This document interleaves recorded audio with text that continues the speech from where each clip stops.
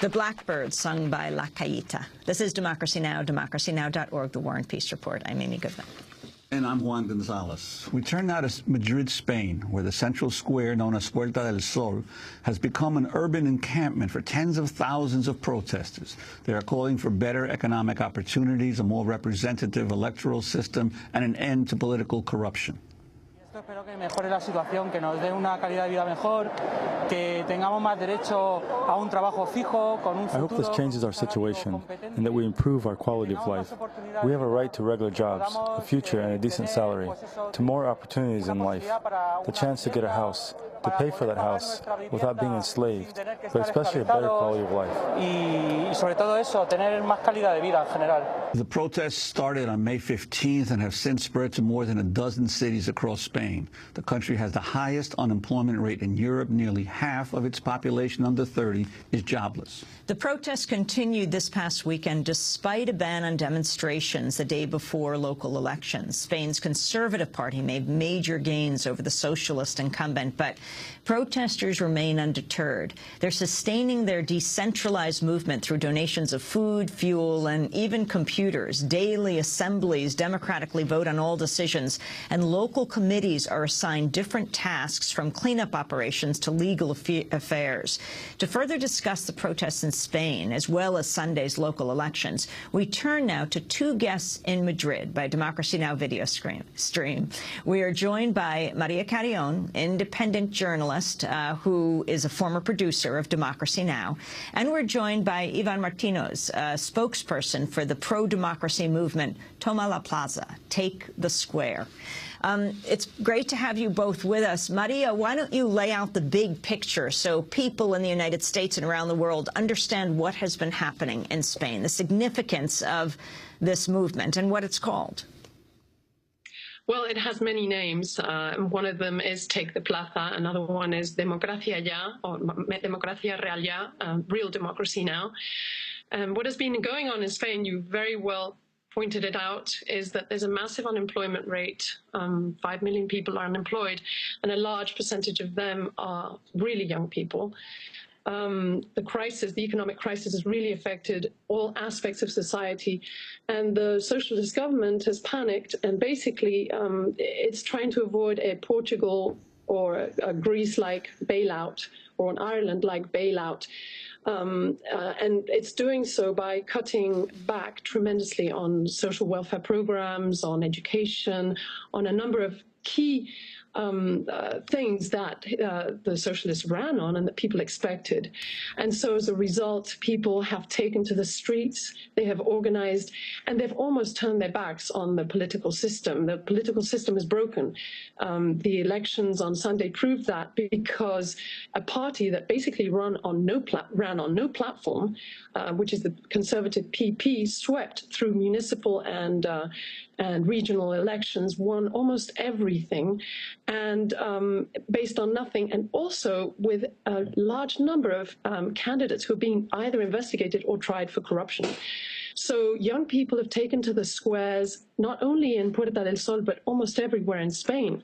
And the movement is even spreading beyond Spain, because we're really sharing the same global situation.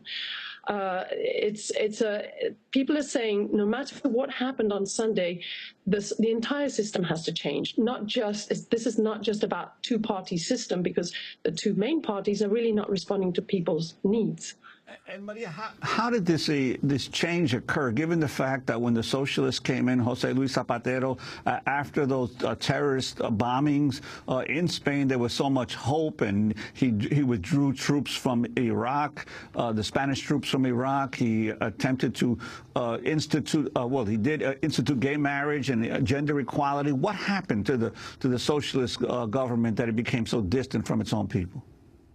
Well, part of what happened is really that all these agencies like Moody's and Standard & Poor's and so on began to go after the Spanish debt and talk about how Spain is not was not going to be able to sustain its social spending, and together with the IMF, they have been asking the Spanish government to make cuts, and I think Zapatero panicked, and he's dealing with massive unemployment, in a large part caused by the housing bubble, because a lot of people who are out in the street now with no jobs were in construction and were in other aspects of the economy that were sustained by this housing bubble. So they began to basically institute conservative economic policies. So they started off on a good note in the sense of, some social programs like gay marriage and like withdrawing the troops from Iraq. But at the same time, their economic policies cutting back on pensions, raising the age for, to be eligible for a pension. Basically pensions are going to be cut by 20% because of these reforms.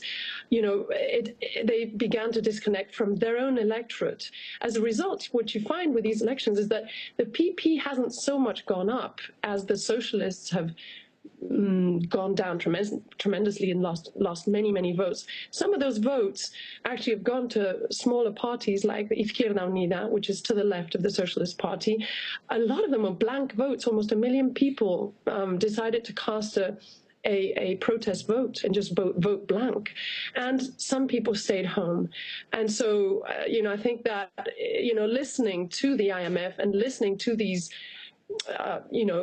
agencies that are saying the only way to get out of the crisis is to cut social spending while not resolving the unemployment problem, has created this disconnect between the population and the government. So let me bring in Ivan Martinoz. The influence on the young people who are protesting, the impact of what's been going on in the Arab world, especially Tunisia, which has always had close relationships with Spain. Could you talk about that as well? Yeah, obviously it's not the same situation in Spain as in the Arab countries. I have to say we have freedom, or a certain amount of freedom here. But what has affected us is the spontaneity of the people over there. That it's probably the same that has happened over here in Spain. People feel outraged by the political class. That's something I'd like to say, because we believe in our movement. This is not against the Zapatero government or the PSOE.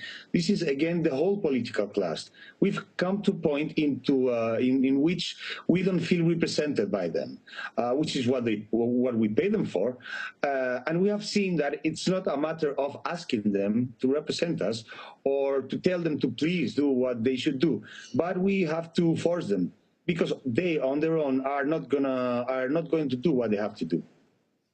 We're watching pictures of tens of thousands of people who have taken over the square. Ivan, can you talk about how the mobilization took place, and what are the countries that have inspired you? Well, this is not truly inspired by anything, as long as it was absolutely spontaneous. There was, as Maria said, there was a demonstration that took place on the 15th of May, and at the end of that demonstration, a couple of people decided to stay camped in Puerta del Sol. I'm talking just about 200 people the first day. They were kicked out of the plaza violently by the police, and many people just next morning went there to see what was going on, and that was considered a new demonstration and was forbidden by the government. So what happened then is that spontaneously, everyone said, well, how can we not demonstrate? How can we not say what the lack of our systems are? How can we not ask for our rights? And that was the beginning of it all. That created an horizontal, non-vertical assemblyary movement in which everyone is a virtual and eventual volunteer. Of course, it needs a lot of organization. Many of our energies are focused at the beginning of that organization, but due to the goodwill of the people, to the logic of all the movement, and mostly the level that we as citizens are approaching, our consciousness are being awakened, and that makes us move in any way. We are mostly Pacific ones, a Pacific movement. We want to be legal. This is not a fight against the system or the government. The system is wrong at this moment and needs to be changed. Politicians are not going to do it, so we have to force them to do it.